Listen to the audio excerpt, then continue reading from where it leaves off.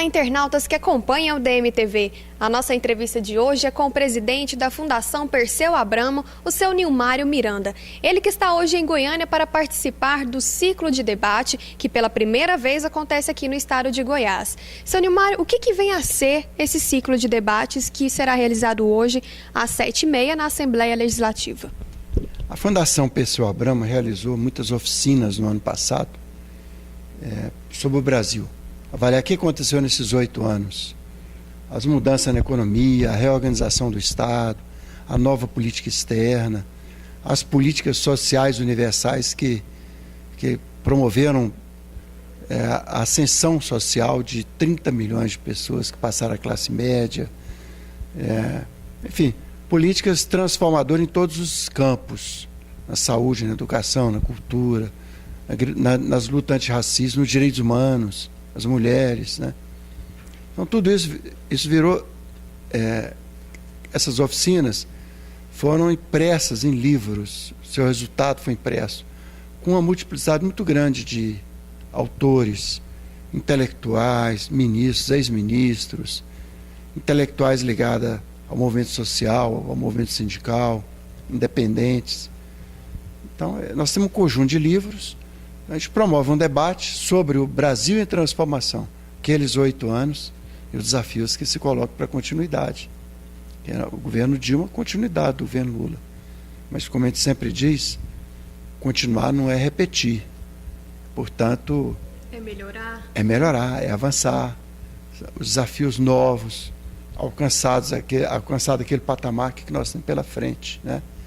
Por exemplo, a reforma tributária, a reforma política, a Comissão Nacional da Verdade, erradicar a miséria absoluta de 16.200.000 pessoas que vivem num patamar muito baixo, de R$2 dia, cada um, né, que vão ter agora uma política para todos 16 milhões. Tudo isso é que vai entrar agora nessa fase nova. Então, debate isso, debate sobre que Brasil nós queremos, né? No ciclo de debate, vocês fazem também o lançamento desses livros, né? Que foram escritos aí a partir de alguns debates que já foram realizados aí na Bahia, em Sergipe. São 6 livros ao todo que serão lançados hoje. São 6 livros das oficinas e tem mais 5 livros de bolso. São livros de 80 páginas. Tem Jorge Age, que é o ministro da Controladoria Geral da União. Tem um livro sobre como que se faz o combate à corrupção no Brasil. Tem um outro que trata do novo papel das estatais e do Estado no governo Lula. Nós, se não tivéssemos o Banco do Brasil, a Caixa Federal, BNDES, BNB, como o Brasil sairia daquela crise de 2009 que afundou muitos países, que perderam 10% do PIB? Nós não perdemos, né? Graças a Petrobras, graças também a políticas, né, que foram feitas antes e durante a crise. Tanto que o Brasil foi o último a entrar, o primeiro a sair da crise, né? Então há livros de bolso, 5 livros de bolso, 6 livros das oficinas. E aí o debate também inclui a reforma política. Por quê? Porque para o Brasil continuar avançando é importante renovar a política. O Brasil tem um modelo que deu certo, chamado presidencialismo de coalizão, que é um presidencialismo mitigado, né, que faz uma coalizão, não é um partido único, que o parlamento é uma força muito grande. E tem as eleições proporcionais para o parlamento. Isso deu certo no país, permitiu que as minorias se organizem, que novos partidos surjam. Agora, produziu distorções que têm que ser reformadas, quase aberrações. Por exemplo, o modelo de financiamento privado. Aí tem uma corrupção sempre associada ao financiamento eleitoral. Caixa 2, né? Mensalão. O que se chama de mensalão, né? Teve o do DEM, teve o do PSDB, né? Disseram que o PT teve o mensalão, apesar de que acho que houve erros de financiamento irregular de campanha, ilegal de campanha. Talvez erros de interpretação também, ao interpretarem de forma errada ou até mesmo maliciosa esse financiamento? Há muita disputa política, mas há um processo no STF com 38 pessoas, não só do PT, Eu espero que ele seja absolvido da acusação de corrupção, do crime eleitoral. É claro que foi cometido crime eleitoral, né? Isso não há como negar. Então, em função disso, tem que haver uma reforma política para ter o financiamento público, né? O ministro Lewandowski, ele disse que em 2010 a eleição custou 5 bilhões ao país. O povo não sabe disso. É provável que custou mais que o dobro disso, porque tem a parte de Caixa 2. Por fora, né? Por que fora. Fica por baixo dos panos. Então, isso aí, qual o custo disso? Quem financia políticos? São as empreiteiras, os concessionários, que a lei proíbe, mas financiam disfarçadamente. São os bancos, são as empresas que têm interesse nos fundos públicos, no orçamento e nas licitações. Então, o custo acaba sendo muito maior para o país, além do problema político sério. Quer dizer, não pode o poder econômico financiar a democracia no país. Isso cria distorções. Por exemplo, as mulheres, a representação das mulheres é ridícula no país. É um dos piores do mundo. Pior que países árabes. É esse modelo, financiamento privado, listas abertas, listas personalistas, né? É um modelo ruim, que muita disputa interna nos partidos pelo modelo eleitoral. Então tem que fazer reformas, que sem política não há transformação. E se a população se afastar da política, se os jovens, por exemplo, estão detestando política, o que vai ser desse país? A política vai ficar na mão de meia dúzia que vai usar em seu favor o Estado, as políticas econômicas, sociais, educacionais. Próprios. Países que avançam são países democráticos, que há grande participação popular, que o povo fiscaliza os eleitos, fiscaliza a transparência, fiscaliza as políticas aprovadas, vê se o que ele está fazendo corresponde ao que prometeu antes da eleição, ou se era mentira só para ter o voto. Então, a reforma política está na ordem do dia, ela é fundamental para o país também. É também o tema mais pautado, né, nas câmaras hoje. E voltando aos ciclos de debate, o tema geral que norteia todos esses debates, tanto o que vai ser promovido aqui hoje, como os que ainda vão acontecer, é, de modo geral, o desenvolvimento do Brasil. Nós achamos que não há possibilidade do país resolver suas enormes desigualdades sem desenvolvimento. Daquele período, 20 anos, ficamos sem crescimento, custou caro ao Brasil.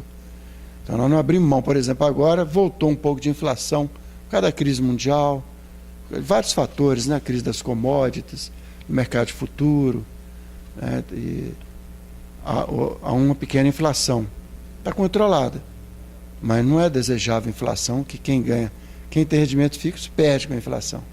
Quem não tem rendimento fixo, faz aplicações financeiras e dribla, até ganha com a inflação, mas o povo perde. Mas nós não abrimos mão de medidas que promovam o desenvolvimento. Por exemplo, o PAC não foi alterado, né? Nós estamos vendo aqui em Goiás está aí o trem do Pequi, né? Que é uma parte do Norte-Sul.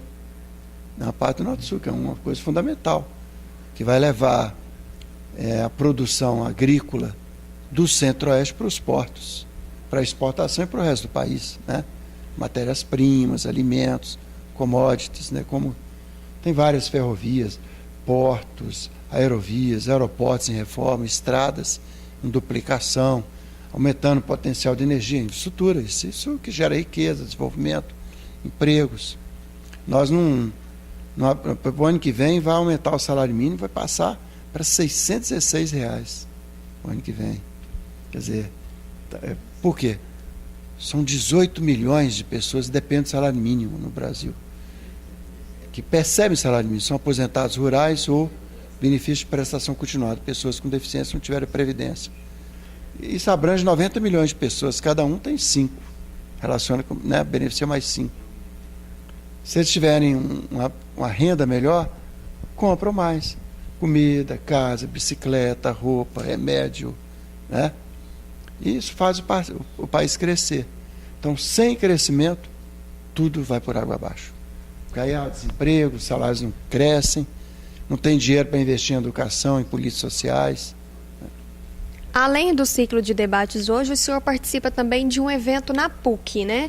O que vem a ser esse evento que o senhor vai estar participando lá?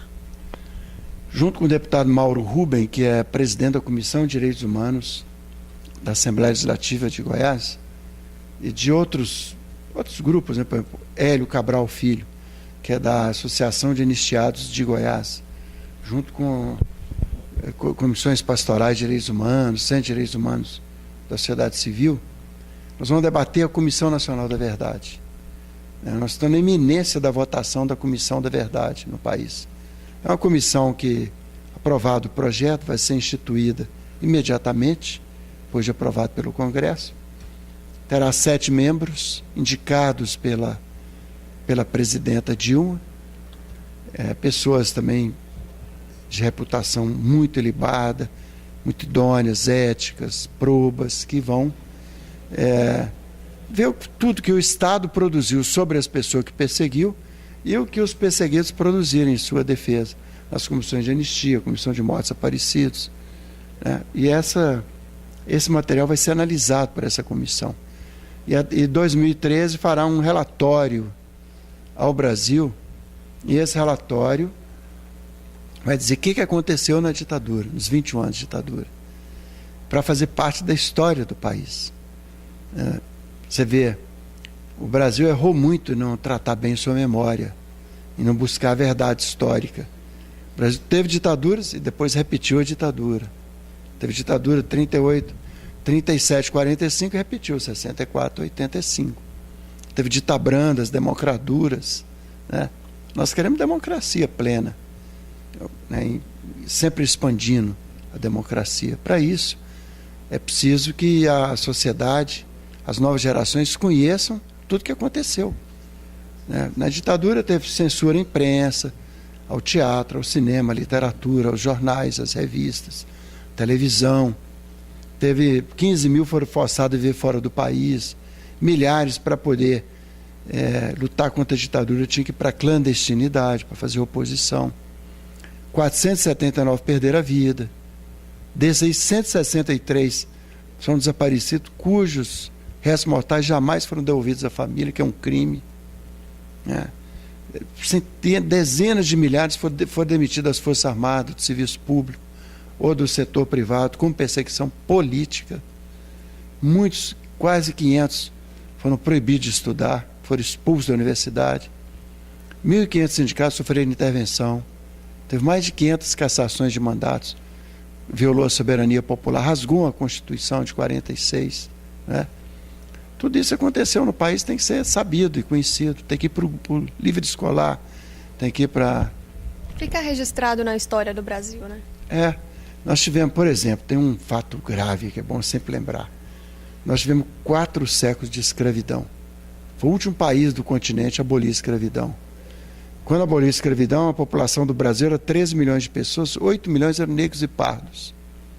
Quando fez a abolição, simplesmente os documentos foram queimados. Todos os documentos foram queimados. Olha que absurdo, que crime. Então a maior parte da população não teve acesso à sua história. Ou seja, o escravo do século XIX, às vezes a família chegou no século XVII. Esse registro acabou. Onde é que ele entrou no país, por quem foi matado, que nome que ele tinha, que nome foi forçado a adotar. Queimou a história da maioria do povo. Isso é uma coisa inconcebível.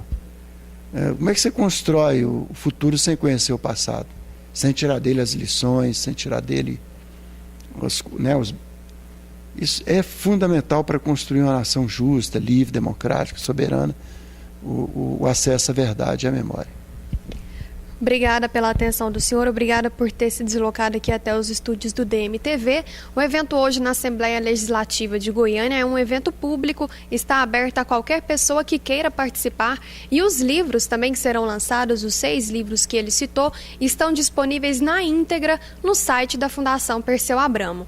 O DM Entrevista de hoje fica por aqui e a gente se encontra numa próxima oportunidade.